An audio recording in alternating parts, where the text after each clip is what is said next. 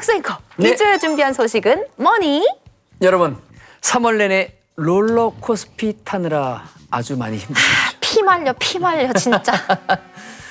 위아래로 거세게 요동친 변동성 장세 속에서도 꿋꿋하게 살아남은 핫템이 하나 있습니다. 바로 코스닥 액티브 ETF가 그 주인공인데요. 지난 10일 첫 등장하자마자 1조 원 이상의 뭉칫돈이 몰리면서 흥행에 성공을 했고요. 운용사 간 경쟁도 더 치열해지고 있습니다. 변동성 장세 속 새로운 돌파구로 떠오른 코스닥 액티브 ETF. 중동 전쟁 여파로 주춤했던 투자 열기에 다시 불을 지필 수 있을까요? 이주앤머니에서 함께 알아보도록 하겠습니다. 오, 안 그래도 어플 들어가니까 신규 상장 목록에 이게 딱 뜨더라고요. 네. 이게 뭐지 하면서 자연스럽게 관심을 갖게 됐는데 액티브 ETF가 대체 뭔지, 기존 ETF랑 뭐가 다른 건지 궁금해요. 빈센트 도와주세요. 말씀 주셨던 것처럼 ETF는 펀드입니다. 하지만 앞에 패시브 ETF가 있었고 네. 액티브 ETF가 있는데요. 네. 영어이긴 하지만 패시브 좀 수동적이라는 것이고요. 액티브는 좀 적극적이라는 것입니다. 네. 즉 어떻게 내가 위험을 감수하냐에 따라서 코스닥 150 지수를 추정하는 패시브 ETF가 보수적으로 추정하는 선택 투자다라고 할 수 있겠고요. 네. 액티브는요. 내가 종목도 좀 선별해 가면서 적극적으로 운영해 보겠다라는 것이 액티브 ETF다라고 보시면 좋을 것 같습니다. 그런데요. 네. 이렇게 자기 멋대로 하다 보면 우리가 규율을 넘어갈 수도 있잖아요. 네네. 모든 정책은 어떤 인덱스라 그래서 코스닥 지수의 한 상관관계 정도가 상관계수가 한 0.7 이상 꼭 유지해라라는 제도가 있습니다. 네. 그런 펀드가 액티브 ETF다라고 할 수 있겠습니다. 이 장바구니를 내 마음대로 조금 구성할 수 있는 네, 그런 장바구니인 거군요. 맞습니다. 다만 장바구니는 유지해라.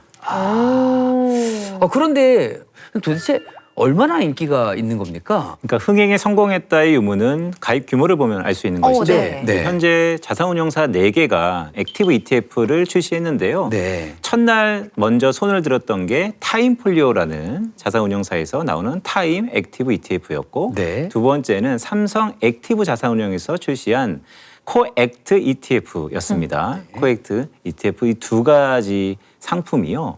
1조 원 정도 팔렸습니다. 벌써요? 지금은 훨씬 더 그보다 많이 팔렸고요. 첫날 출시했는데 약 한 이틀에 걸쳐서 1조 원 정도 자산이 모였다는 것은 이틀에 1조요. 물론 고객 예탁금이 130조 원 시대입니다. 하지만 첫 상품, 더구나 위험하다고 할 수 있는 코스닥 상품이 1조 원 정도의 가입 규모를 보였다는 것은 그만큼 뜨거운 관심이 있다고 할 수 있겠죠. 이야, 방금 빈센트가 말씀 주신 것처럼 지금까지 4개 운용사에서 상품을 내놨는데 그러다 보니까 이 상품마다 수익률이 조금씩 차이가 있긴 하더라고요. 네, 결국 수익률은 결과입니다. 하지만 이 결과를 도출하기 위해서는 과정이 매우 중요한데요. 그렇죠. 4개 운용사들이 각각의 컨셉이 좀 다릅니다. 그러니까 출시한 시간 순대로 말씀드리면 네. 타임폴리오라는 자산운용사는요. 액티브 ETF지만 기존에 있었던 패시브스러운 코스닥 150 지수에 거진 연동돼 있는 네. 즉 코스닥 안에서도 시가총액이 꽤 높은 종목들을 담았습니다. 아. 그래서 처음에 출시했을 때 사람들이 좀 갸우뚱했어요. 액티브라면서 기존의 코스닥 150하고 크게 다르진 않는구나. 네. 그런데 삼성 액티브 자산운용은요. 코스닥의 시가총액 상위 업체들보다는 네. 오히려 그 이후에 좀 작지만 모멘텀이 뛰어날 것 같은 종목들을 넣어놨습니다. 네. 그렇군요. 다행히 중동 전쟁이 한 3주간 이어지면서 극단의 상황은 지나고 있다는 것이 우리 지수가 지금 5,800포인트를 돌파하고 있는 상황인데요. 네. 그러다 보니까 코스닥 지수도 1,100포인트를 돌파했습니다. 즉 시장이 좋다라는 것이죠. 그렇다 보니까 코액트, 즉 삼성 액티브 자산운용에서 출시한 ETF가 중소형주의 모멘텀이 좋다 보니까 좀 더 수익률이 좋은 상황이긴 합니다. 그런데 이번 주에요. 후발주자 두 자산운용사가 다시 한번 출사표를 던졌습니다. 어디입니까? 첫 번째는 한화자산운용입니다. 오, 네. 네. 플러스 액티브 ETF인데요. 말 그대로 플러스입니다. 후발주자다 보니까 네. 선발주자를 이기기 위해서는 뭔가 달라야 되잖아요. 예. 그래서 조금 더 공격적으로 작은 종목들을 담고 있습니다. 성장 가치가 높아 보이는. 맞습니다. 그런데 또 다른 거대 공룡이 있죠. 미래자산운용은 이들이 어떤 컨셉을 갖고 왔냐. 코스닥 그러면 바이오죠.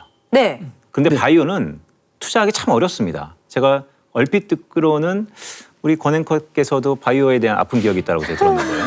어쨌든 굳이 그걸 꺼내시다니요. 죄송합니다. 예, 예. 이제 기회가 왔습니다. 왜냐하면 자 미래의 자산은 이런 얘기를 하고 있습니다. 바이오가 워낙 변동성도 높고 정보도 접근하기 힘들지만 그래도 미래 성장성은 있다. 많은 바이오 기업들 중에서 가치를 증명받고 그게 기술이 이전하는 바이오 기업들만 모아서 한번 ETF를 꾸려보겠다. 그래서 종합적으로 말씀드리면 타임폴리오 다소 좀 보수적으로 보는 네. 상품이고요. 코엑트 가장 액티브스럽습니다. 거기 중간에 한화 플러스가 후발주자이긴 하지만 약간 중도 성향의 종목들을 담고 있고 네. 미래자산운용은 이 기술 이전의 바이오를 갖고 ETF를 꾸렸다. 컨셉을 확실히 가지고 가는군요. 맞습니다. 그러니까 이렇게 다양성이 있다는 것은 저희 업자 입장에서는요 참 머리가 아픕니다. 경제 상대가 많잖아요. 그렇죠. 레드오션이요. 하지만 그렇군요. 투자 입장에서는 더할 나위 없이 좋다. 진짜 선택의 폭이 넓으니까요. 맞습니다. 아 근데 이 ETF라는 게 앞으로 어떤 종목을 살지 아예 공개를 하지 않으면 모르겠는데 어떤 종목을 들고 있는지 우리가 알 수 있잖아요. 그러면 개인 투자자들 입장에서는 그 종목을 따라 사면 전략적으로 접근할 수 있겠다 이런 생각이 들거든요. 그러네요. 이 액티브 코스닥 액티브 ETF가 어떤 종목에 편입되는지가 리스트업이 매일매일 되거든요. 저런 거대 펀드에서 저 종목을 편입했다는 것은 일단 미래성, 그다음에 잠재성 등등 더구나 수급도 좋게 붙겠구나. 따라서 혹자는 이런 얘기도 하세요. 굳이 펀드를 가입해야 되느냐. 그걸 그냥 따라 세우면 되는 거 아니냐라고 하는데 요리도요.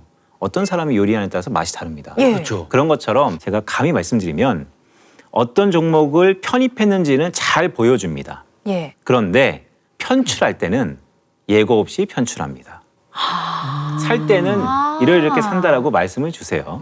하지만 갑자기 오늘 아침에 어제 샀는데 오늘 편출될 수도 있다라는 것이죠. 그래서 그런 위험을 안고 따라 사는 전략은 감안해야 된다라는 말씀도 드립니다.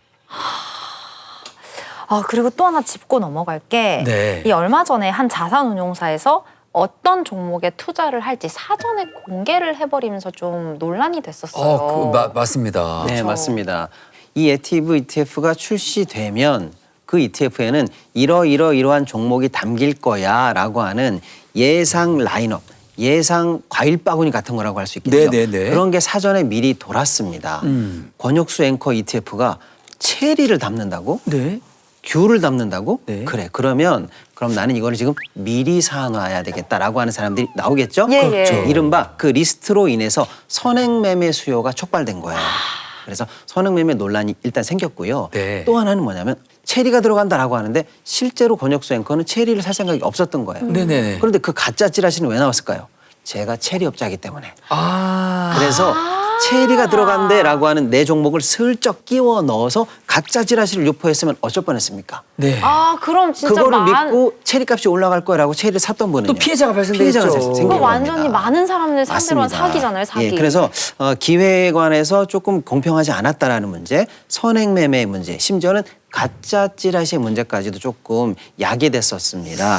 한편으로는요. 우리가 액티브 ETF를 하는 이유는 내가 하는 것보다 초과 수익이 날 거야라는 걸 그걸 믿는 거거든요. 그런데 이 명단이 미리 돌아버림으로써 사실은 펀드 출시 시점에 이미 주가가 많이 올라버린 거예요. 네네네네. 그러니까 정작 출시하고 나서는 초과 수익이 안 생기는 거죠. 그렇죠. 기대했던 수익이 반감되는 겁니다. 네, 이런 식으로 굉장히 복잡한 문제들이 나온 겁니다. 여러 논란과 그에 따른 부작용 말씀도 잠깐 해주시긴 했지만 코스닥 액티브 ETF 상품이 출시됐다는 것 이 자체 이걸로만 봤을 때는 그래도 우리 증시에 좀 좋은 영향을 미치는 그 신호가 아닐까 싶거든요. 네, 맞습니다. 코스닥 액티브 ETF가 우리 시장에 주는 효과 저는 분명히 긍정적이라고 보는데요. 네. 하나만 말씀드린다면 일단 우리 시장에 다이나믹을 줍니다. 기존에 있었던 코스닥 ETF는 150 ETF밖에 없었어요. 네. 그러면 그나마 1등부터 150등까지의 종목은 그 안에 들어와 있는데 그럼 151부터 저 밑에 있는 1000등까지의 종목은 우리가 잘 몰라요. 네네. 관심도 없었어요. 그쵸. 자, 그런데 이제 코스닥 액티브 ETF가 그 150이 밖에 있는 종목 중에서도 진주 같은 종목을 딱 발굴했다. 사람들이 그 종목 뭐야? 라고 관심을 갖게 되잖아요. 네네네. 그래서 주가가 더 오르고 그래서 액티브 ETF의 주가도 더 오르게 됩니다. 그러면 나중에는 그 종목이 이제 점점 커져서 150 ETF 안으로 들어오는 들어가는 효과도 거죠. 나오는 거죠. 이렇게 그동안 조금 심심하고 단조로웠던 시장에서 이 액티브 ETF가 출시됨에 따라서 이런 다양한 다이나믹이 이제 시장에서 생기는 거예요. 이거 자체가 시장을 굉장히 풍성하게 만들고요. 우리 시장을 한층 더 끌어올릴 수 있다라는 측면에서 저는 굉장히 앞으로는 긍정적인 역할을 할 거다라고 보고는 있습니다. 결국엔 경쟁 구도가 다양해지면서 더 풍성해질 수 있다. 이렇게 볼 수 있는 거군요. 이전에는 코스닥 그냥 감으로 투자하는 거 아니야? 옆에 사람이 투자하면 같이 해야 되는 거 아니야? 맞아요. 미래를 보는데 무슨 수익이 무슨 필요가 있어 등등 했다면 이제는 전문가들이 일정한 펀드에서 편입과 편출하는 종목들에 따라서 우리가 스스로 공부하게끔 된다. 저는 최고의 인센티브는 스스로 공부하는 법이라고 보고 있습니다. 그런 의미에서 코스닥 자정작용이 이번 펀드에 의해서 다시 한번 나타날 수 있고 그런 시기가 우리의 하나의 문화가 된다면 저는 코스닥의 미래도 그런 의미에서는 되게 밝게 본다라고 할 수 있겠습니다. 야, 이게 정말 중요한 말씀이신 것 같아요. 중동 전쟁 여파로 일단 한동안 우리 증시가 좀 주춤한 상황이었잖아요. 그랬죠. 네, 그런데 이렇게 코스닥 액티브 ETF가 좀 흥행을 하면서 그 영향인지 지금 코스닥 시장으로 자금이 좀 꽤나 빨리 이동을 하고 있습니다. 두 분이 보시기에 지금 투자자들의 어떤 동향 어떤가요? 어떻게 해야 될까요? 어떻게 보세요? 네, 지금 일단 코스닥 시장으로 자금이 좀 많이 몰리고는 있어요. 예, 근데 이제 이게 코스피 시장에서 코스닥으로 넘어온다. 그건 아닌 것 같아요. 그럼 코스닥으로 몰리는 인기는 뭐냐면 말 그대로 그냥 코스닥에도 이제 볕들 날이 오는 거다. 저는 이렇게 말씀드려요. 일단은 정부가 코스닥을 확실하게 활성화시키겠다라고 하는 여러 조치들을 내고 있어요.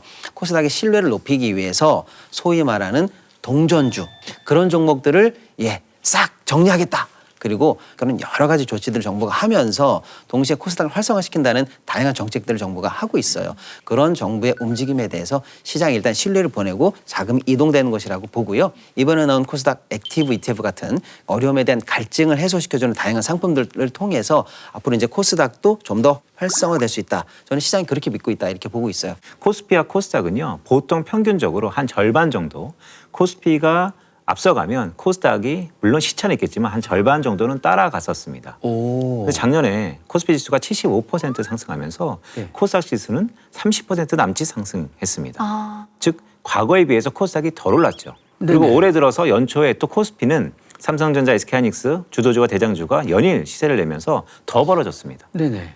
그런데 지금 형국을 보면 코스피는 잘 안 떨어질 것 같고 그러면 코스닥이 오르겠구나. 그런 상황에서 정부가 강하게 드라이브 걸지 않습니까? 네네. 삼박자가 다 맞은 상황입니다.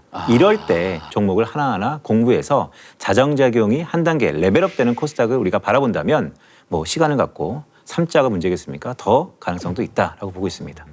이 분위기를 타고 코스닥 액티브 ETF가 삼천수닥의 발판이 되기를 바라면서 함께 지켜보도록 하겠습니다.